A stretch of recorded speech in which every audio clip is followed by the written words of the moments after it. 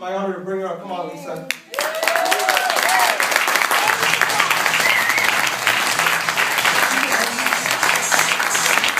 having fun yet?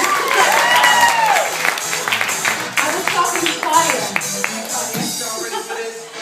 When I got here, we were standing back there in the back of the room and said, I'm going to do something a little different than what I usually do. I'm used to doing 80-hour weekends. And I thought, wow, you know, Kim is asking me to kind of do this live story in like 20 minutes. And I thought, wow, really? It's like so not going to happen. And so I really took a moment and I talked to my daughter and I decided that I was going to give you something special that nobody else gets. Because even though, yes, every event that I give, gosh, I'm getting teary.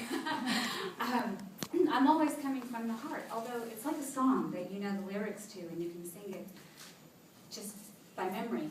And I'm used to doing that. And so tonight I thought, well, because I have such a limited time, I'm not going to do that. I'm going to give you something better. I'm going to give you me, just from the heart, however it comes out. And so first I'd like to thank God for giving me the gift of being able to have the faith to just give you myself without any reservations and without censoring anything that I want to say that comes to my heart. And I want to thank Kim very much for inviting me and having me here. You are such an amazing woman, and to meet you in person is remarkable.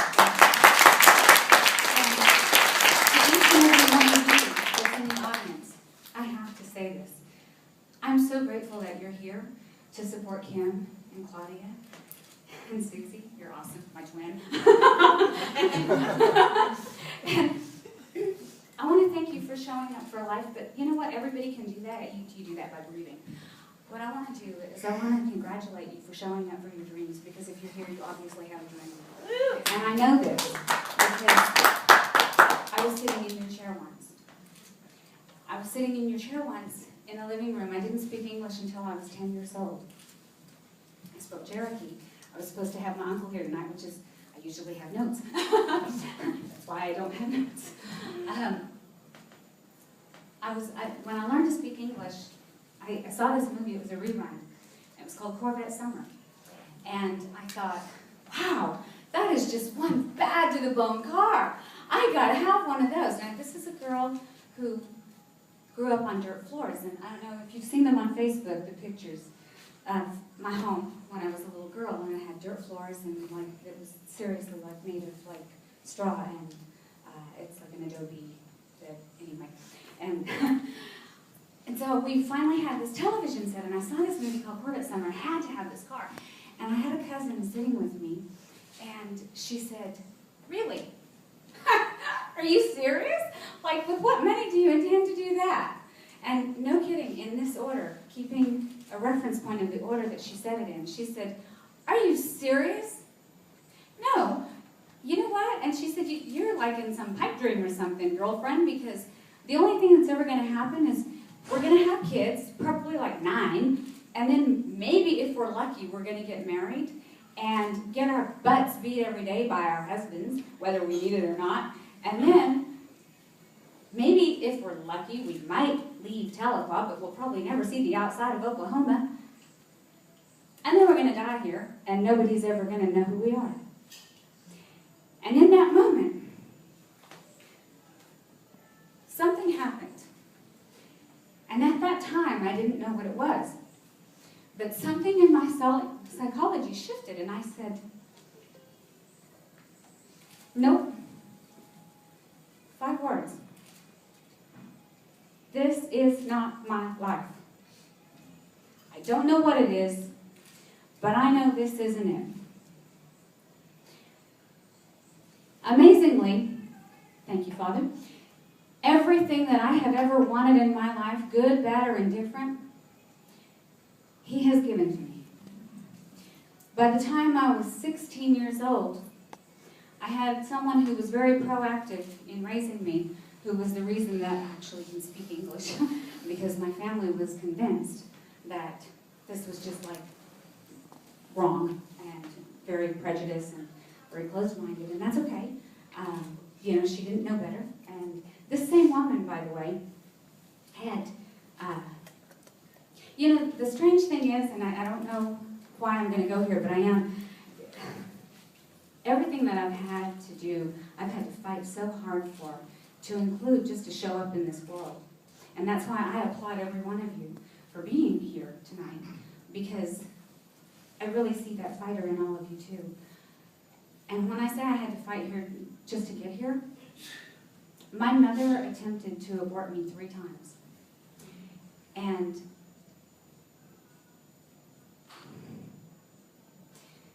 if just one of you takes home something that you can use from what I said, then everything that I've ever gone through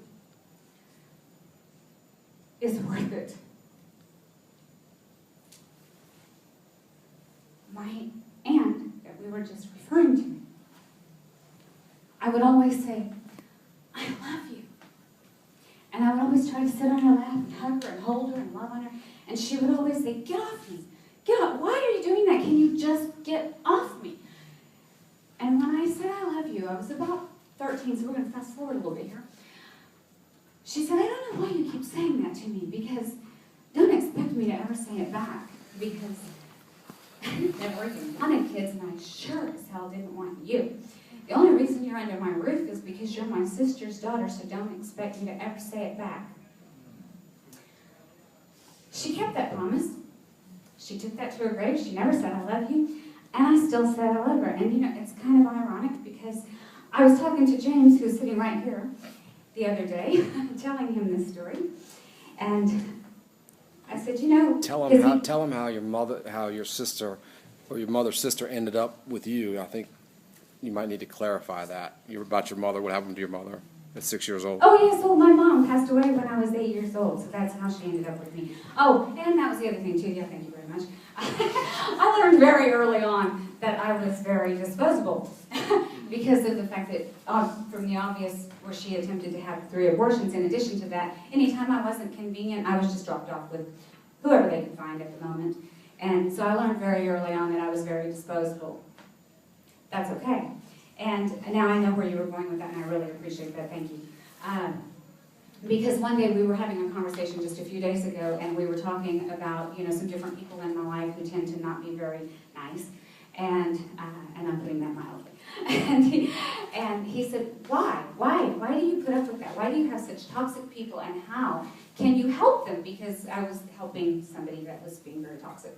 And he said, how can you continue to help them? I don't understand that. And I said, well, because I forgive them. Every time, before they even do it, because I know they're going to do it, and so I forgive them. And I can forgive them because I find that gratitude is the mother of all emotions that we have. And if we have that, we've got forgiveness. And if we've got forgiveness, forgiveness will set you free. And that's where the success is. And going back to the story of my aunt who swore she would never say she loved me and meant it, as much as she pushed me off her, and as much as she wouldn't say it, and as many of the things that she said that were so not nice, you know, the ironic thing about that is because when we were having this conversation, he said, I don't understand how anybody can treat anybody like that. That just doesn't, what is wrong with people? And I said, you know, it's not her fault, because I really do believe that this is the way she was raised, and this is the way that her mother was raised, and so on, and so on, and so on. So she only did what she knew. She didn't know any better. Because strangely enough... When you're quoting me, at least say it in a deeper voice. Say it in a deeper voice so it sounds a little... And so,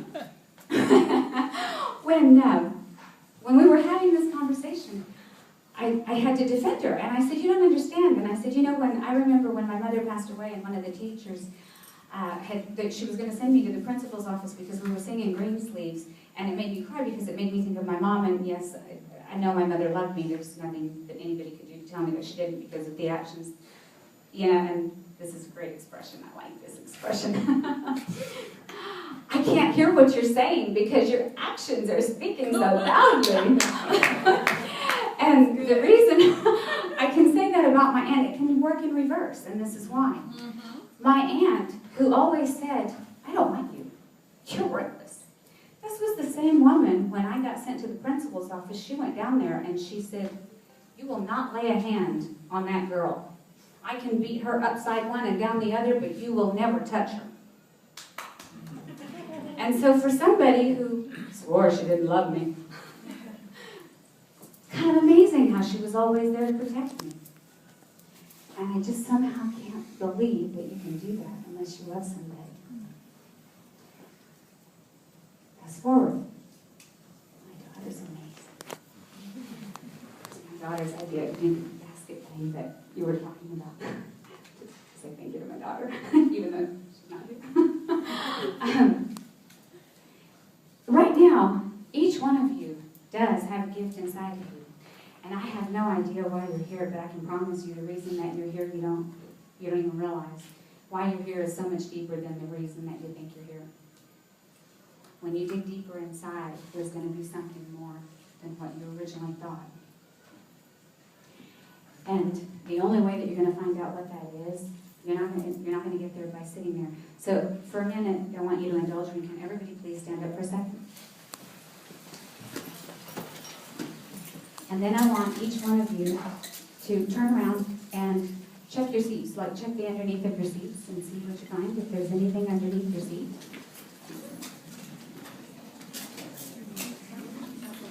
And if you're sitting next to a seat that was empty, maybe look underneath that one, and then tell me if you find something. Oh, I see it. What's your name? Marion. Open your envelope. $5. So, the moral to that little game is, in order to get successful, you have to get off your seat. You'd be amazed what's under there. So, I'm so blessed to be, and it's funny because we're in this room together, and I'm so moved by just what I've heard from Kim, and Susie, and Claudia. I'm just moved because I find myself revisiting some of those moments, but when I'm there in that moment, I find gratitude. Because I sit there and I just think, whatever this is at this moment that's going on, it really doesn't matter. Because God has such a beautiful design for us if we just let it happen. And every one of you are so beautiful inside and talented and unique. And I can say that of all the roads traveled, and of all the paths left, there are no right or wrong ones. And it doesn't matter what you've done, ever, because everybody has a past. And everything that you've ever done in your entire life up to this point has created the amazing person that you are right now, and the magnificent fabric of a human being that you are yet to become that you don't even know about yet. And I've traveled many, many roads. Some of them have been unorthodox. Most of them have been conventional. And then there's many paths that I've cut. And I'm so grateful for each and every one of them, every challenge that I've ever been through. I thank God for the fact that He has shown me that there's an opportunity. It's a blessing hidden in disguise. I just need to look for it hard enough to see it. Because sometimes it's not real obvious. The ones that aren't real obvious are the ones that are really, really worth it. So my question is,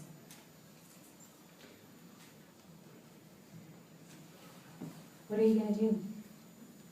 Are you going to follow the road that everyone else is on and stay where you're at and not be in charge of where you're headed? Or are you going to cut your own path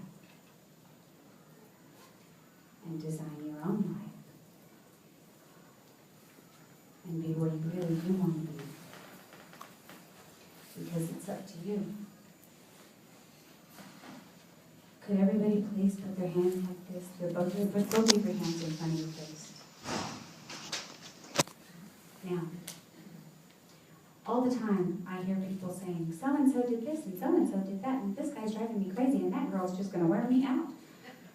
Well, beyond those hands, what can you control? Nothing. But you can control everything from where? From the hands back. You teach people how to treat you. I learned that really early. And you can be the author of your own life if you just don't let anyone else hold that pen. And you can choose to make a different decision every day that you wake up. Life is a decision. You can choose to be happy, you can choose to be miserable, you can choose to do nothing. There's always at least 3 choices. Personally, I choose to be happy. And in order to do that, I have to start with forgiving. And forgiving isn't for the other person, because they're going to be who they are no matter what. Forgiving is a gift that you give to yourself. And when you can do that, the gratitude really shows up so big. And when the gratitude shows up, that's when you really start to live. That's when your dreams come alive. And that's where everything that you ever wanted starts to come to fruition. And it happens so seamlessly and so easy that you wonder, how? How did this happen? Because I've been struggling and fighting, and I've been pulling my eyelashes out, trying to get there. Or if you're a guy, I've been pulling my hair out, trying to get there. It's when you do that everything just magically appears in front of you. And I can tell you right now that that's a fact, because of this beautiful woman sitting right here. We met on Facebook. And I would have never met any one of you. And to me, before I flew out, I prayed for just one person to show up.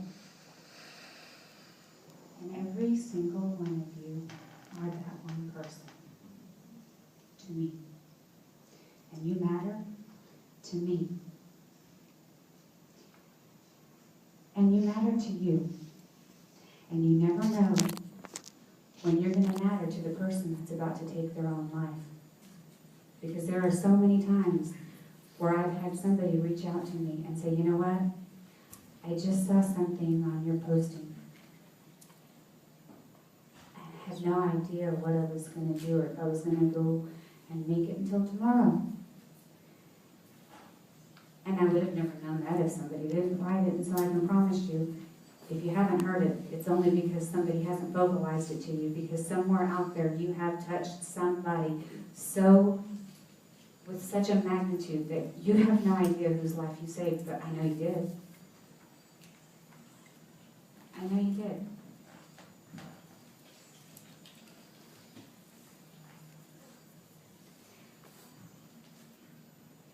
Before I got on stage today, I have this young lady, Jessica,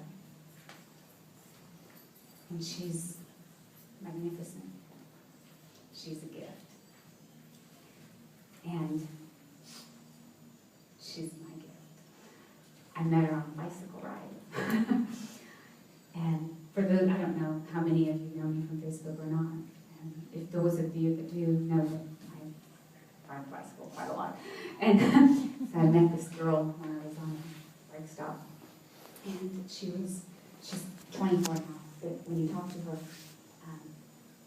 she'll tell you the same thing. She doesn't realize that she's told you 5 or 6 times already.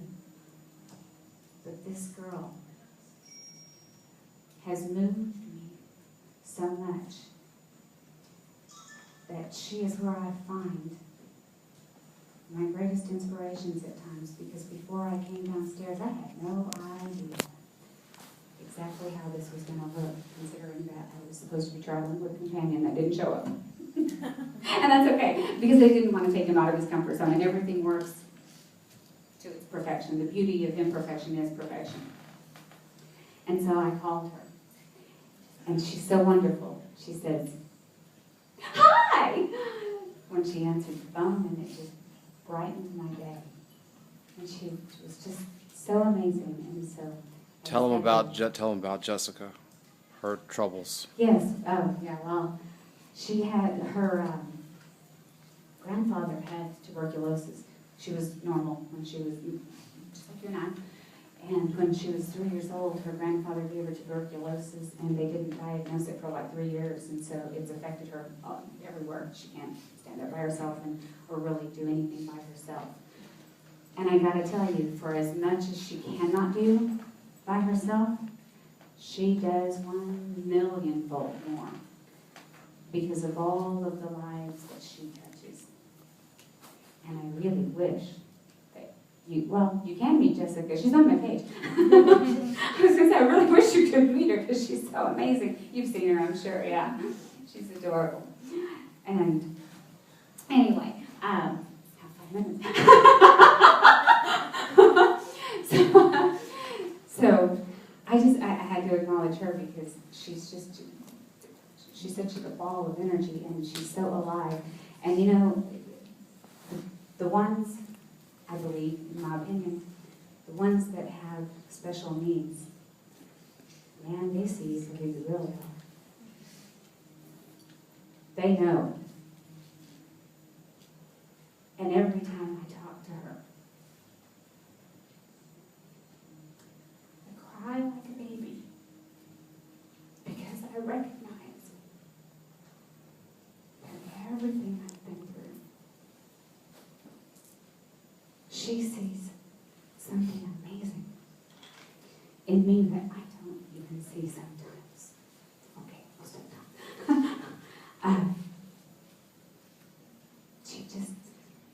She just loves with nothing required. She doesn't have any conditions to her love. And I'll keep this real short since I only have probably 2 minutes now.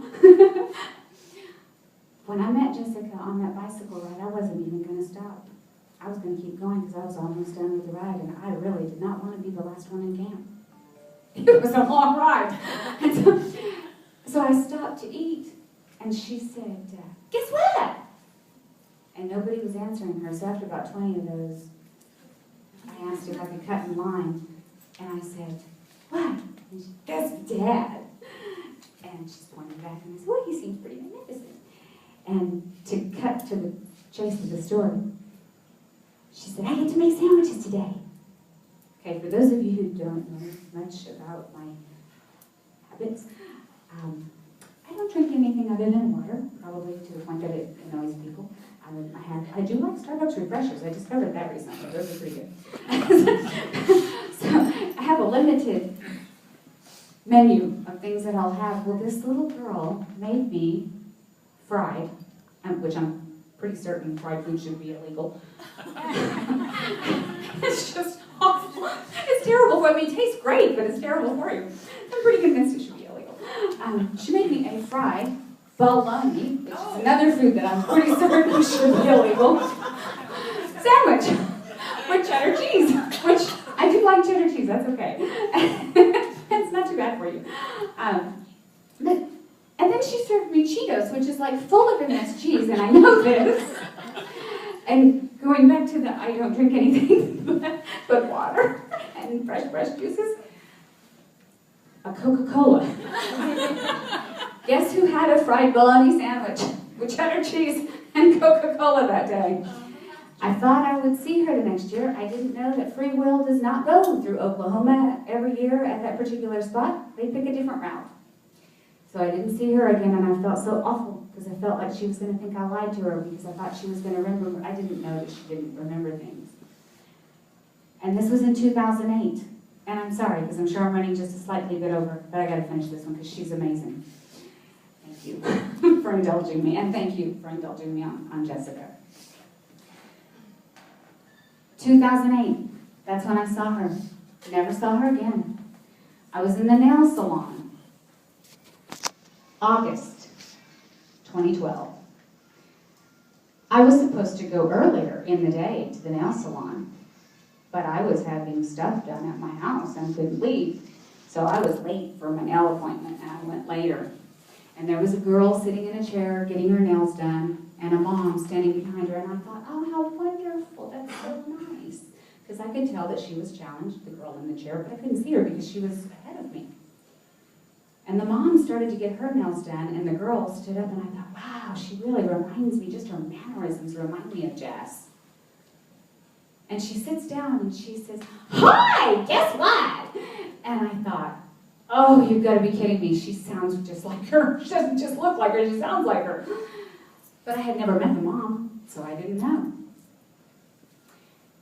And then the mom turns around, and she said, sweetie, she doesn't call her Jessica, sweetie, and she said, you might not want to just, you know, sometimes when people come to the salon, they just want to relax and enjoy themselves. And I interrupted her, and I said, oh, no, she's fine. And I looked at Jessica, not certain that it was her, not even knowing that it was her. And I said, oh, no, she's fine. And I said, that's okay. And I looked at Jessica, and I said, you know what? And I said, you know, and as women, we know this. And I said, you know, the craziest thing when I come to the nail salon, this is like I love someone to talk to, and I usually come alone, and so you're actually doing me a favor, because I wanted her to feel comfortable. And she, I swear, sitting there, says to me, I know you! And I thought, oh God, you gotta be kidding me. And I said, you do? I'm thinking maybe she's just wrong, or maybe she's mistaken, or what are the odds? The girl doesn't even live in Lawton. The girl lives in some, like, Cordell or something, like way out in the middle of, like, nowhere. Like, halfway to, I don't even know where. And I said, you do? And she said, yeah. You ride a bicycle. I made you a sandwich. I busted into tears, and I said, what's your name? And she said, Jessica. And I said, Jessica, I know you too, because you made me a fried bologna sandwich with cheddar cheese and Cheetos and Coke. And do you know that every Thursday, today was our day to go to lunch. So Jessica thanks you for sharing me. She said so on the phone. Who can tell you, I was just talking to her. Because when I called her, she said, we're supposed to go to lunch. And I said, I know. And she said, you have time to talk to me? And I said, I do, because I'm not stepping on that stage without talking to you. And you know what she said that really moved me? And then I'll turn this microphone over. I love you, Lisa.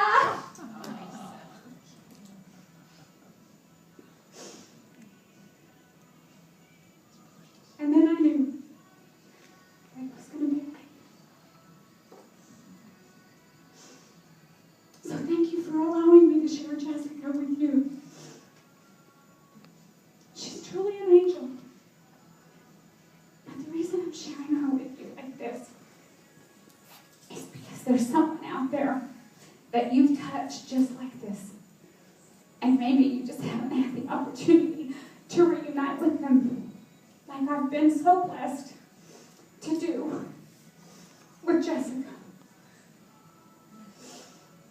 So, having that being said, if I had one thing that I want you to take away from what I've had to say tonight, because I know I've been all over the charts with my stories, is today, right now, in this moment,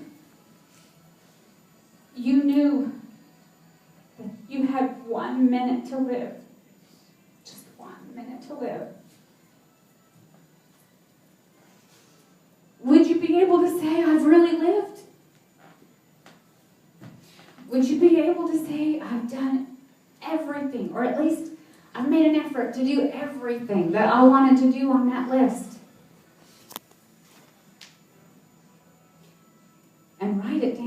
if there's something that you haven't done, you need to write it down and do it. Because I gotta tell you, for 40 years of my life, I've lived in fear. I hadn't been on a roller coaster because everything had the end result of, and then you'll die.